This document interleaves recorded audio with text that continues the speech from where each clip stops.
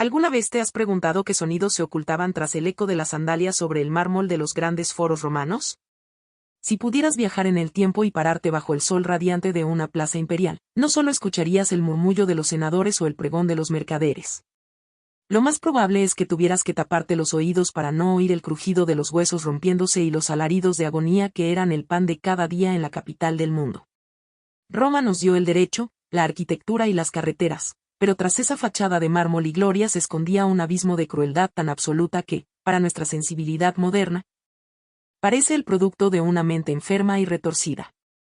Hoy vamos a arrancar la máscara de la civilizada Roma para sumergirnos en un mundo donde el sufrimiento público era el principal entretenimiento nacional y donde la imaginación de los verdugos no conocía límites éticos ni humanos.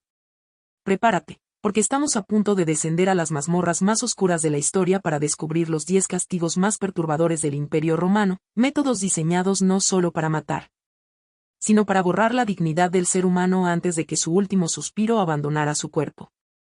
El primer puesto de nuestra lista lo ocupa una sentencia que helaba la sangre incluso a los ciudadanos más valientes, la muerte desde la roca Tarpeya. Este no era un simple método de ejecución, sino la máxima expresión de la deshonra pública en la antigua Roma. Situada en la cima sur del Monte Capitolino, esta escarpada pared de roca de unos 25 metros de altura se utilizaba principalmente durante la República para castigar a los traidores, a los perjuros y a aquellos políticos que habían osado conspirar contra el Estado. El condenado no solo enfrentaba la muerte, sino un vuelo hacia el olvido que simbolizaba su expulsión definitiva de la sociedad.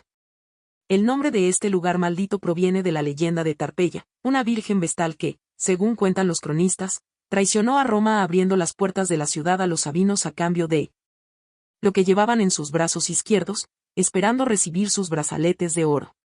Sin embargo, los sabinos, despreciando su traición, la aplastaron con sus pesados escudos y arrojaron su cadáver desde el acantilado. Desde aquel día, la roca Tarpeya se convirtió en el destino final de quienes daban la espalda a la patria.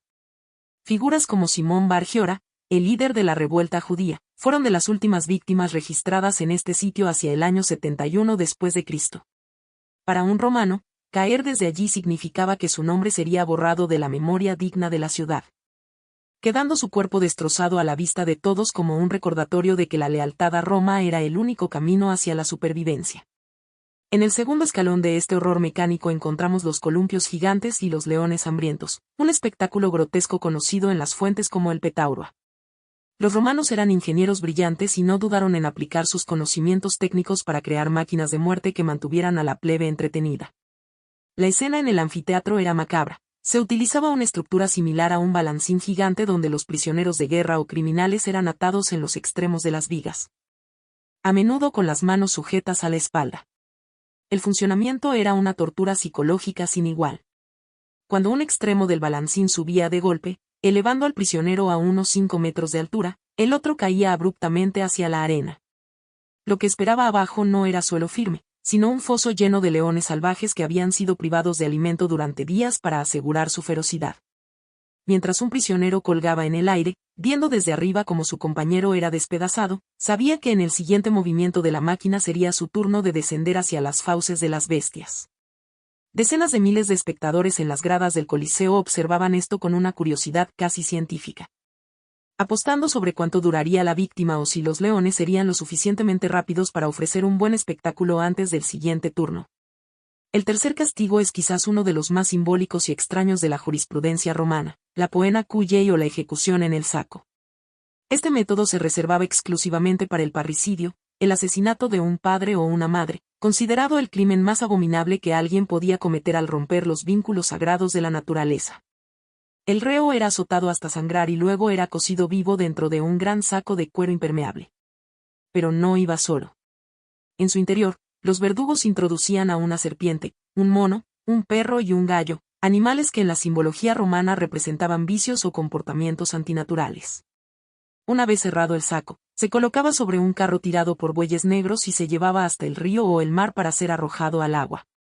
El horror absoluto residía en que, mientras el saco se hundía y el aire se agotaba, los animales, presos del pánico y la asfixia, atacaban al prisionero, mordiéndolo y arañándolo en una agonía indescriptible antes de que el agua llenara finalmente sus pulmones. Este castigo fue impulsado por el emperador Adriano y, aunque Constantino intentó suavizarlo, la práctica era tan impactante que sobrevivió en algunas regiones de Europa hasta bien entrada la Edad Media, demostrando que el miedo al juicio romano trascendió los siglos. Ocupando el cuarto lugar, tenemos la decimación, la pesadilla de cualquier legionario. Este no era un castigo para criminales comunes, sino una medida disciplinaria extrema para unidades militares que habían mostrado cobardía en combate o desobediencia masiva. La mecánica de la decimación era fríamente matemática. El regimiento era dividido en grupos de 10 hombres y se realizaba un sorteo. El soldado al que le tocaba la suerte nefasta debía morir, pero lo más cruel era quien ejecutaba la sentencia. Sus otros 9 compañeros, aquellos con los que había compartido tienda, pan y sangre en el campo de batalla, estaban obligados a matarlo a palos o pedradas. Esta práctica buscaba que el miedo al comandante fuera mayor que el miedo al enemigo. El general Craso la utilizó sin piedad tras una derrota contra Espartaco, ejecutando a cientos de sus propios hombres para restaurar el orden. Aquellos que sobrevivían a la decimación no quedaban libres de culpa, eran humillados públicamente, se les daba raciones de cebada en lugar de trigo y se les obligaba a dormir fuera de las murallas del campamento, quedando vulnerables a los ataques nocturnos, viviendo como parias dentro de su propio ejército. La quinta posición nos lleva al fustuarium, otra ejecución militar diseñada para aquellos que se quedaban dormidos en la guardia o desertaban de su puesto. El proceso comenzaba con un gesto simbólico, un tribuno militar tocaba ligeramente al condenado con una vara, lo que significaba que el hombre ya no pertenecía a la comunidad de los vivos. A partir de ese momento, sus propios camaradas empezaban a golpearlo con garrotes y piedras. No era una muerte rápida. Era un linchamiento organizado donde la víctima era perseguida y golpeada hasta que su cuerpo dejaba de moverse. Si por algún milagro el soldado lograba escapar de los golpes y salir con vida, su destino era casi peor que la muerte. Quedaba marcado como un fugitivo sin patria, sin posesiones y sin familia, condenado a vagar por las provincias como un espectro viviente. Pues nadie se atrevía a dar refugio a un hombre que Roma había sentenciado a través del fustuarium. En el sexto puesto encontramos el estrangulamiento en la prisión mamertina. Este lugar, situado en el corazón de Roma, era el rincón más lúgubre de la ciudad. Originalmente una cisterna, se convirtió en una mazmorra subterránea donde los enemigos del Estado esperaban su final. No había celdas individuales, sino pozos oscuros y húmedos donde los prisioneros eran arrojados para pudrirse entre excrementos y cadáveres de ejecuciones anteriores. El método habitual aquí era el estrangulamiento mediante un lazo de hierro o cuerda, una muerte silenciosa y privada que contrastaba con el estruendo de los desfiles triunfales que ocurrían justo encima, en la superficie. Así murió Vercingetorix, el valiente caudillo galo, tras años de cautiverio. Roma quería dejar claro que, por muy poderoso que fuera un líder extranjero, su destino final no sería una muerte gloriosa en el campo de batalla, sino un ahogo indigno en la oscuridad de una fosa bajo los pies de los vencedores. La séptima ejecución es la muerte por picaduras de abejas, un castigo que destaca por su sadismo refinado. Destinado a traidores, consistía en despojar a la víctima de sus ropas, untarla a veces con sustancias dulces y meterla en una cesta de mimbre que se colgaba en un árbol cerca de un panal de abejas salvajes. Los verdugos provocaban al enjambre para que las abejas, enfurecidas, descargaran todo su veneno sobre el prisionero atrapado. Sin capacidad de defenderse, el reo sufría miles de picaduras que provocaban una inflamación monstruosa, choque anafiláctico y una sed abrasadora. Historiadores como Suetonio mencionan que este método se empleaba cuando se quería dar un escarmiento prolongado, pues dependiendo de la resistencia física de la persona. La agonía podía extenderse durante todo un día bajo el sol abrasador, convirtiendo al ser humano en una masa irreconocible de carne hinchada y ponzoña. El octavo lugar lo ocupa la muerte por ebullición. Este método era común para los falsificadores de moneda o los enemigos declarados del imperio.